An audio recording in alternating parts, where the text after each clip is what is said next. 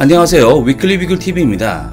오늘 준비한 소식은 미국의 바이든 체제와 대한민국의 핵 추진 잠수함 그리고 중장거리 탄도미사일 개발에 관련된 소식입니다. 서욱 국방부 장관은 12일 핵 추진 잠수함 도입을 검토하고 있다고 밝혀 이목을 집중시키고 있습니다.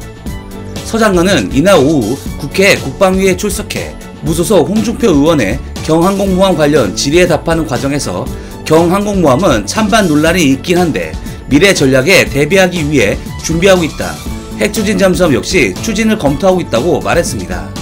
서 장관의 이날 발언은 전날 장보고3 배치 1의 입원함인 암모함 진수식 축사와 같은 맥락으로 보입니다. 그는 암모함 진수식 축사에서 머지않은 미래에 우리 해군은 핵심 전력인 경항모와 함께 한국형 차기 구축함, 4,000톤급 잠수함 등을 갖춘 선진 대양 해군으로 거듭날 것이라고 밝힌 바 있습니다. 서 장관의 이날 발언을 놓고 4,000톤급 잠수함 건조 계획이 사실상 SLBM을 탑재한 핵 추진 잠수함을 의미하는 것이란 해석이 군 안팎에서 나오고 있습니다. 사실 서욱 국방부 장관 발언 이전 우리나라는 이미 청와대에서 핵 추진 잠수함 개발에 대한 천명을 한 상태에서 나온 발언이라 일각에서는 우리 정부가 핵 추진 잠수함을 개발하기로 확실히 마음을 굳혔다는 판단입니다. 일전에 청와대 김현종 국가안보실 제2차관은 여러 차례 핵 추진 잠수함 개발에 대해 밝힌 바 있었습니다. 또한 한국의 핵 추진 잠수함 건조를 놓고 미국과 협상을 벌이고 있는 것으로 파악되고 있습니다. 김현종 차장은 지난 9월 방미 당시 핵 추진 잠수함 개발에 필수적인 핵 연료 공급을 미국 측에 요청한 것으로 알려진 것입니다. 독자적인 우라늄 농축 시설이 없는 우리나라는 핵 연료 자체의 조달이 사실상 불가능합니다. 그리고 농축 우라늄을 발전소 목적 외에는 수입할 수도 없으며 NPT와 IAEA 등의 관리를 받습니다.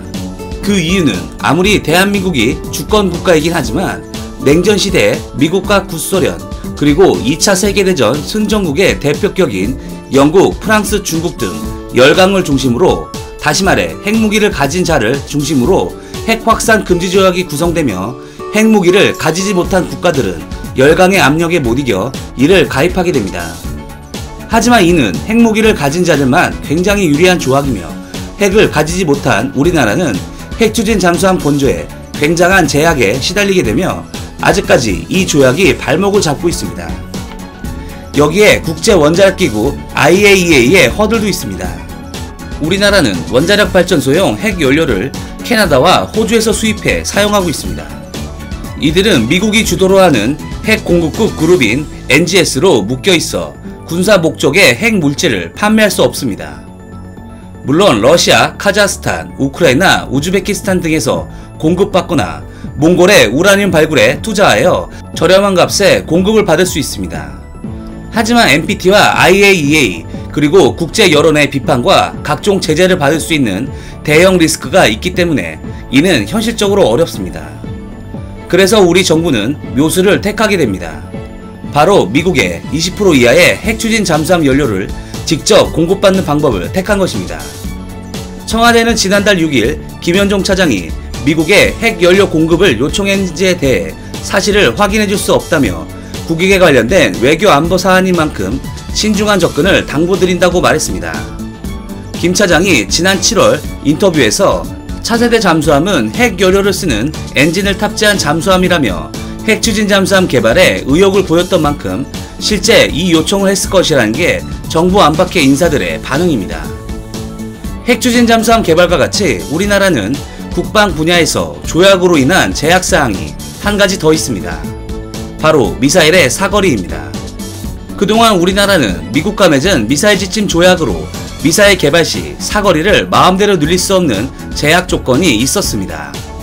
하지만 정권 교체 때마다 협정을 통해 미사일 지침 조약을 개정해 사거리를 점차 늘려왔습니다.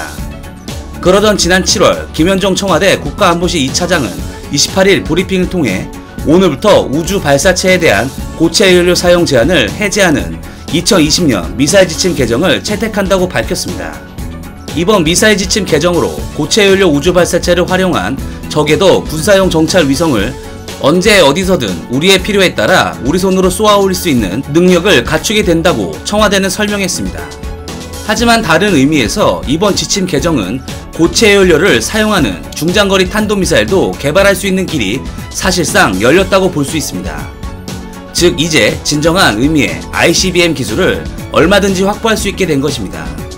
물론 이번 미사일 지침 개정은 군사용이 아닌 민간용이지만 우주 발사체와 미사일은 기술이 동일해 군용 미사일에 대한 사거리 제한이 전면 해제된다면 군사용으로도 사용할 수 있기 때문입니다. 우리 군은 고체 연료를 사용해 현무 2A, 현무 2B, 현무 2C 탄도미사일을 개발해 전력화했습니다. 또한 최근 개발에 성공한 탄두 중량 2톤의 괴물미사일이라 불리는 현무 4도 최신 기술이 접목된 고체 연료 미사일입니다. 하지만 아쉽게도 현무 4는 한미 미사일 지침으로 사거리가 800km 이하로 묶여있지만 기술적으로는 그 이상의 사거리의 미사일을 만들 수 있게 된 셈입니다. 그리고 여기에 한국은 이미 세계 최고 수준의 미국에 버금가는 고체 추진 기술력을 이미 확보한 것으로 알려져 있습니다. 고체 추진 모터만 더 크게 개발하면 되는 상황입니다.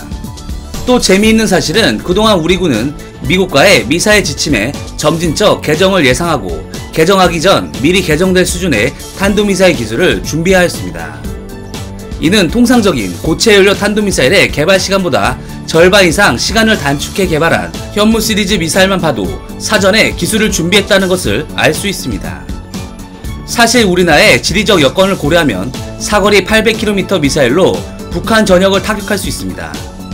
800km 이상 미사일은 북한을 넘어 중국 동부와 일본 남부 지역 그리고 러시아 국동 지역 최대의 도시인 블라디보스토크까지 도달할 수 있습니다.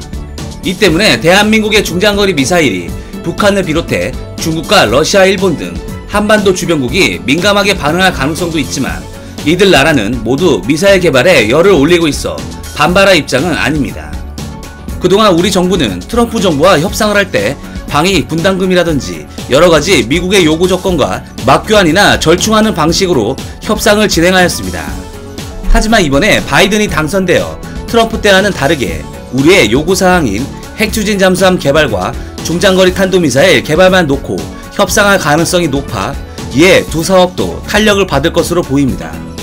조 바이든 미국 대통령 당선인은 12일 문재인 대통령과 첫 전화회담에서 한국을 인도태평양 지역의 안보와 번영에 있어 린치핀이라 말했습니다.